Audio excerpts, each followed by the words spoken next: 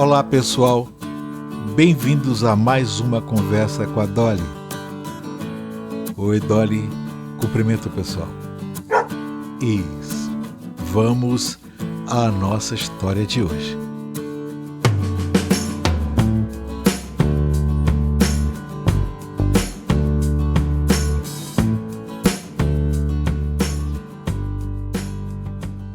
Na minha infância, em um mesmo dia, fiquei conhecendo o trem de ferro e a luz elétrica na madrugada. As cenas ainda permanecem nítidas em minha cabeça. O dia já havia sido fantástico, dentro de um trem cortando o sertão numa velocidade alucinante. Nas curvas para o lado de minha janela, conseguia ver a máquina preta arrastando nos ferros a grande fileira de vagões. A fumaça negra lançada pela chaminé durante o dia não era à toa que chamavam a locomotiva de Maria Fumaça. Transformava-se de noite em um jato de fagulhas vermelhas.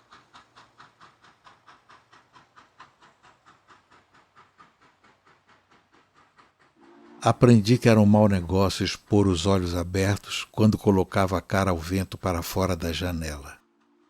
Logo, um cisco do carvão incinerado caía-me nos olhos, o que obrigava meus velhos a soprar o olho irritado. Dolly.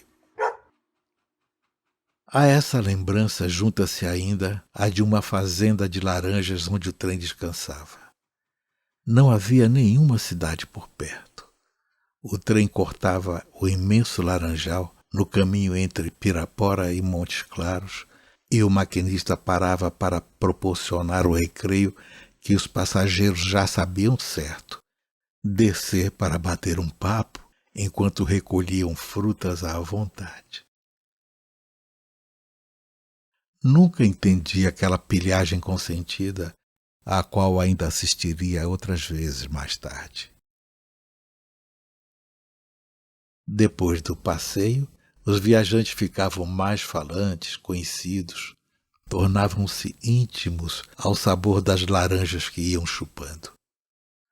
Como o trem jamais chegava na hora, nunca pude calcular se aquilo atrasava ou não a viagem, o que era muito diferente dos habituais descarrilamentos, que exigiam demorado socorro e que realmente alteravam os horários e desesperavam muita gente que tinha baldeação marcada. Uma vez, eu, minha mãe e um irmão estivemos nessa desagradável situação.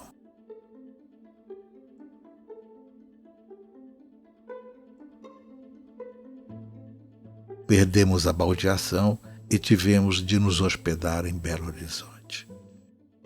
Apavorados e com o dinheiro contadinho, pernoitamos em um hotel de terceira perto da ferroviária.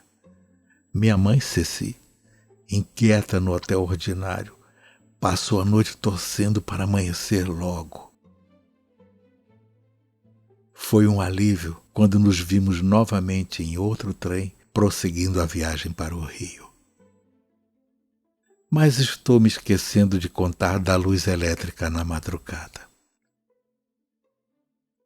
Até a data em que pernoitamos pela primeira vez num hotelzinho em Montes Claros para continuar a viagem na manhã seguinte, jamais havia presenciado o brilho de uma lâmpada elétrica depois das 11 da noite. As noites altas, em minha cidade pequena do sertão, eram feitas de sussurros.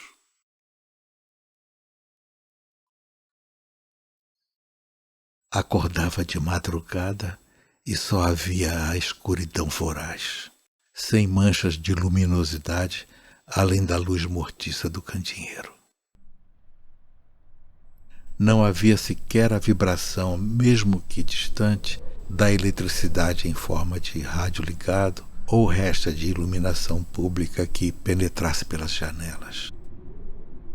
O que havia era vento, galos e o temível alfaiate, pássaro noturno que, segundo dizem, quando voa repetidas vezes por cima de um telhado, é prenúncio de morte certa naquela casa.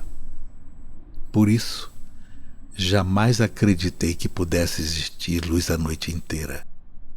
Até aquela noite em que meus pais, que dormiam num aposento contíguo no hotel em Montes Claros, acordaram assustados no meio da noite com o ruído vindo do meu quarto. Correram para lá e se depararam com uma criança abobada, extasiada, ligando e desligando o interruptor, mal conseguindo acreditar que aquilo fosse verdade. Havia luz elétrica dia e noite, Dolly. Hoje, as descobertas sensacionais da infância são bem diferentes daquelas. A luz elétrica dia e noite é coisa corriqueira, e as linhas de trens de passageiros ficaram quase todas extintas e substituídas por ônibus e aviões. Os ônibus, sem carro-restaurante, locomotiva e a fila de vagões, não têm a mesma graça. Já os aviões trazem a paisagem maravilhosa acima das nuvens. Mas para mim, ainda fica faltando a gente abrir a janela e colocar o rosto para fora.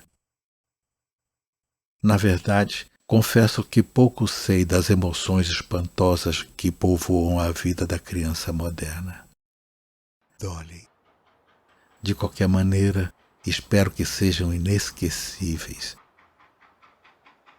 e que provoquem euforia igual à que sentir ao ver a primeira lâmpada brilhando de madrugada e a primeira máquina barulhenta deslocando-se pelo sertão, jogando fagulhas e recordações que para sempre ainda turbam minha memória. Mesmo nas noites jamais escuras da cidade grande.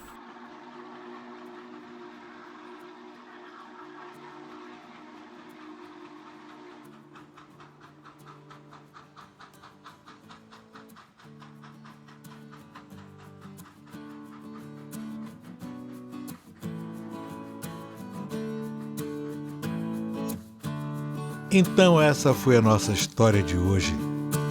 Espero que todos tenham gostado. Dolly, espero que você tenha gostado também. E até a próxima.